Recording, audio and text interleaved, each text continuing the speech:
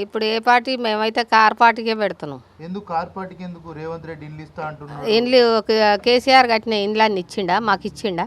ఎవరు ఇచ్చారు? ఒక రేవంత్ రెడ్డి ఇచ్చిండా? ఇచ్చిందంట కదా ఇల్లు. ఎవరికి ఇచ్చిండు? ఇందిరా మిల్ ఇస్తా అని చెప్పిండు. ఇయ్యలేదు, మాకైతే రాలే మరి. ఎవరికి ఇచ్చా? ఇప్పుడు మహిళలకు 2500 ఇస్తా అన్నాడు.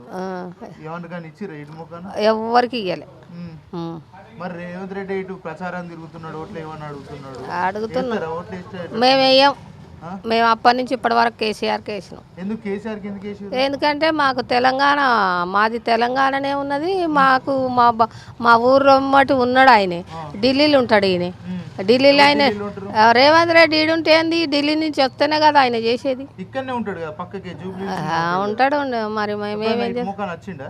రాలే, ఇప్పటి వరకు రాలే రేవంత్ రెడ్డి రాలే, ఒక్కసారి కూడా రాలే మాది. ఇప్పుడు కాంగ్రెస్ పార్టీ నుంచి పోటీ చేస్తే ఆయన ఉన్నాడు తెలుసా? నీకు తెలుసా పేరు? నవీన్.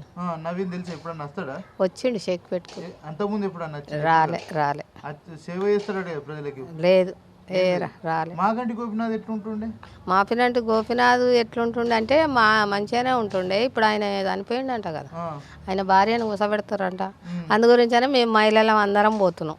మహిళనే కదా ఆమె కూడా, అందు గురించి రాజకీయాలు తెలియదు కదా, గెలిపిస్తారా జనాలు? రాజకీయాలు గెలిపియాలంటే ఇంకా ఆమె చూస్తుంది, ప్రజలలో తెలుసుకొని చేసుకుంటుంది. చేస్తుంది అంట. నమ్మకం ఉన్నదా? ఇక నమ్మకం ఉన్నదంటే మహిళనే ఆలోచిస్తుంది కదా. ఇప్పుడు ఇంకోటి ముచ్చట, ఆమె ఓట్ల కోసం ఎడుతుంది జనాలకి వచ్చని అంటున్నారు.